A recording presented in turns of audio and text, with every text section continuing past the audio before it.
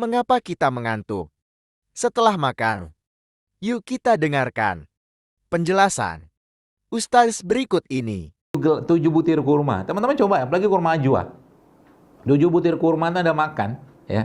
Kemudian 1-2 sendok makan madu, campurkan air, ya. Kemudian kalau habis itu mau makan lagi minyak zaitun 3 kapsul atau habatus soda 2-3 kapsul, ya. Ya, setelah itu makan sedikit buah-buahan. Coba aja, kenyang, bukan kenyang sih, tapi powerful-nya luar biasa. Meskipun habis itu tiba-tiba di depan mata ada lagi itu Mister gorengan. Ada lagi tuh Mister apa yang isinya tuh karbo lagi, karbo. Jadi mereka tuh bukan makanan-makanan yang boleh disalahkan, nggak salah mereka. Masalahnya adalah mereka miskin enzim, miskin vitamin, miskin mineral. Itu yang masalahnya.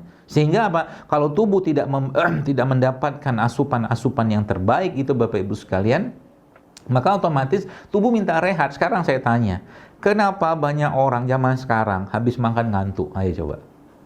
Anda bisa jawab. Kalau bisa jawab, saya kasih hadiah. Hadiahnya kita doakan. Semoga diberikan rezeki yang berlimpah. Coba, udahlah kelamaan. Jawabnya kelamaan. Keburu habisnya 1 jam doang malah. Jadi Bapak sekalian, subhanallah ya. Jadi kenapa orang habis tidur ngantuk? Logikanya begini. Ini ada makanan. Tubuh kita itu kan kayak mobil, kayak mesin gitu kan. Dia butuh bahan bakar. Ketika bahan bakarnya kurang dalam bentuk Allah memberi sinyal lapar gitu kan, subhanallah ya. Kemudian kita makan, ibarat kata mobil lagi kosong, bahan bakar lagi kurang gitu kan, diisi bahan bakar, tiba-tiba mau di starter ngadat gitu loh, ngadat mobilnya atau nggak bisa jalan. Jadi habis makan kok tiba-tiba lemes, kok tiba-tiba ngantuk, kok tiba-tiba nggak bergairah ya. Kenapa kayak begini? Karena bisa jadi bahan bakarnya keliru. Harusnya yang dimasukkan pertama, ini dimasukkan minyak tanah. Kan gitu. Harusnya yang dimasukkan katakanlah premium, dia dimasukkan solar. Ya nggak nyambung. Nah itu nanti kita akan bahas. Ya, kita akan bahas dan insya Allah kalau teman-teman ikutin pola-pola saya ini, ya mungkin bagi para apa tuh namanya gemukar-gemukar gitu kan, gemukar yang obesitas maksudnya. Yaitu nanti yang mau turun berat badannya, ya, atau mungkin yang mau berkurang nyeri-nyeri lututnya, atau mungkin yang brain fog itu apa ya? Brain fog itu kalau bahasa kita mah otaknya berkabut. Berkabut tuh nanti coba di browsing aja tuh. Otak berkabut tuh, tadi pulpen saya di mana ya? Kacamata saya di mana ya? Tadi rekening saya gitu-gitu berkabut gitu. Jadi ibarat kata banyak kabut di otaknya karena mungkin kebanyakan karbohidrat. Gitu Pak Bu. Ya, Masya Allah ya. Jadi kalau kita paham kayak begini nanti ngobatinnya gampang. Apalagi kalau yang Ramadan ya Bapak sekalian, kalau dijadikan betul-betul bulan detoksifikasi, subhanallah, Masya Allah. Yang terjadi itu, Allahu Akbar. Tubuh kita itu kayak Anda, laptop tuh lagi hang, Anda pencet, gitu ya. Dan nyala lagi. Nah, begitu badan kita. Dan Allah udah bekali kita itu dengan toolsnya. Ya, ada kalau saya membahasakan ada softwarenya, ada hardwarenya gitu lah. Software itu dalam bentuk apa? Softwarenya dalam bentuk syariat. Softwarenya, tanda kutip. Puasa, sedekah, zakat. Kenapa? Katakanlah misalkan kita bicara contoh aja, sedekah. Sedekah tuh bikin bahagia nggak? Jawabannya pasti iya. Dan sedekah itu maksudnya bagaimana bisa bikin bahagia? Kalau orang itu bahagia aja lagi lah. Karena manusia itu makhluk hormon ya. Nanti kita akan bahas yang hardwarenya. Manusia itu makhluk hormon, teman-teman sekalian.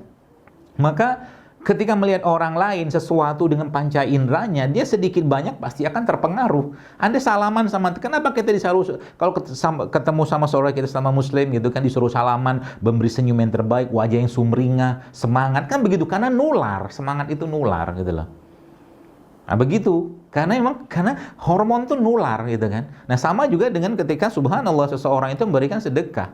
Sedekah itu kan sebenarnya sedekahnya itu, barang yang dikasih itu mungkin makanan atau uang, itu cuma simbolnya aja. Tapi isi dalam itu apa? Isinya itu cinta dan kasih sayang, itu kan hormon.